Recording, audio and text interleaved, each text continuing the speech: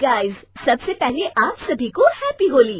इस होली सीजन पर hello app पर खुशियों के रंग जमाएं और 2 करोड़ रुपए तक के प्राइज जीतिए हेलो के नए होली कैश धमाका के साथ।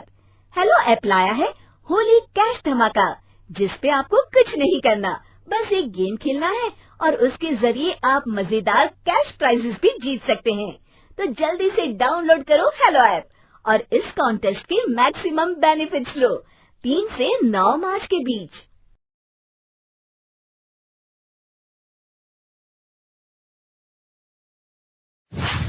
अरे आग लगे, ये भी कोई जिंदगी है। सुबह से चिल्लम चिल्ली पुकार सुन के मैं तो तंग आ गई हूँ। अरे वो भी क्या दिन थे जब मैं गांव में रहा करती थी। पहले बड़ी सुखी थी मैं। पहले मेरी जिंदगी क्या थी और अब क्या हो गई है। शहर में तो लोग भेड़ बकरी की तरह जीते हैं। जीने का असली मजा तो गांव में है। क्यों, क्या हुआ माँ जी? आज गांव की बहुत याद आ रही है आपको? अरे हाँ बहू, शहर का जीना भी कोई जीना है। लोगों की आधी जिंदगी तो सड़कों के ट्रैफिक में निकल जाती है और यहाँ रखा ही क्या है। एक बात कहूँ, दिल्ली शहर अब पहले जैसा नहीं रहा। क्या माँ, जब देखो गांव के गुणगान गाती रहती हो। ठीक है, इस बार ना बच्चों के कॉलेज की छुट्टियों में हम सब गांव चलेंगे, ठीक है? हाँ, ये ठीक है। फिर कुछ दिनों के बाद सारा परिवार अपने गांव चला जाता है। अरे वाह, कितनी ताजी और साफ हवा है, कितनी शांति है यहाँ। चल बहू, अब बढ़िया सा खाना बना दे, मजे से आंगन में बैठ के खाएंगे। सुशीला गांव का माहौल देख बड़ी खुश होती है। 2 दिन के बाद गांव की कुछ औरतें सुशीला के घर आती हैं। बड़े दिनों के बाद गांव आई है सुशीला। हमें तो लगा कि तू शहर जाके गांव को भूल गई। और बतिया, तेरी बहू कैसी है? जरा मिलवा तो उससे। अरे मेरी बहू तो लाखों में एक है।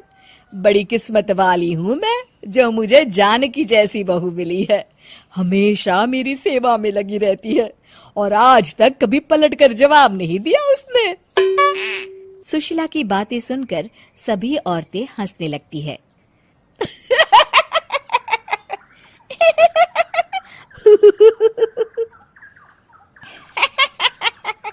अरे कुछ भी बोले जा रही है। तबीयत तो ठीक है?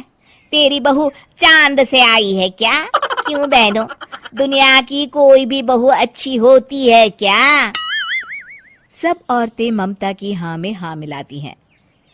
अरे मैं तो कहती हूँ दुनिया की हर बहू सास का खून चूसने वाली डायन होती है, डायन। मैं तो एक बिल में 1000 सांप के साथ रह सकती हूँ, लेकिन अपनी बहू के साथ नहीं रह सकती। हाँ, तूने सही कहा।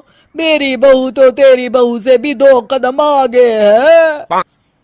सब औरतों की बातें सुनकर ममता मन ही मन बड़बड़ाती है।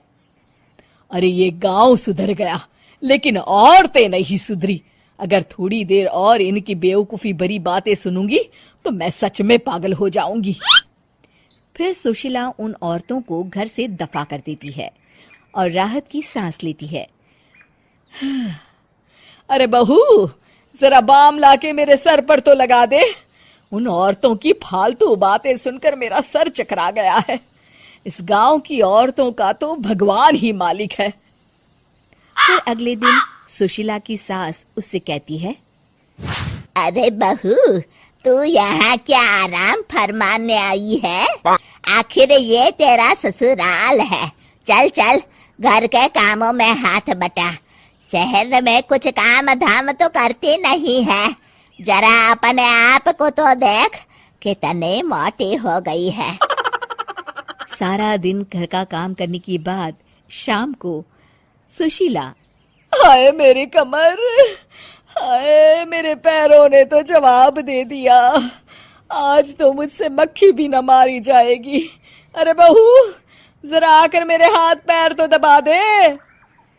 जी माँ जी, अभी आती हूँ। तभी सुशीला की सास जानकी को रोकते हुए कहती है, अरे रुक जा बहू, एक दिन काम करके इसको इसकी नानी याद आ गई। हम लोग तो रोज इतना काम करते हैं, कोई जरूरत नहीं इसके हाथ पैर दबाने की, सुबह तक सब ठीक हो जाएगा।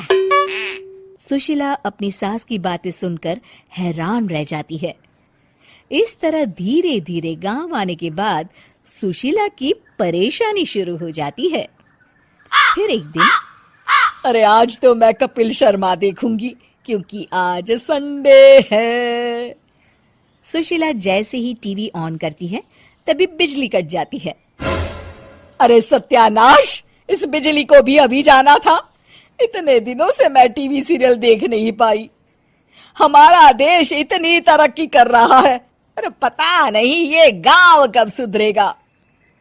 अरे अब तो 2 दिनों के लिए बिजली को भूल जा, ये तो यहाँ रोज की बात है। अब इस अंधेरे में रहने की आदत डाल ले। हाँ। हे भगवान, अब क्या होगा?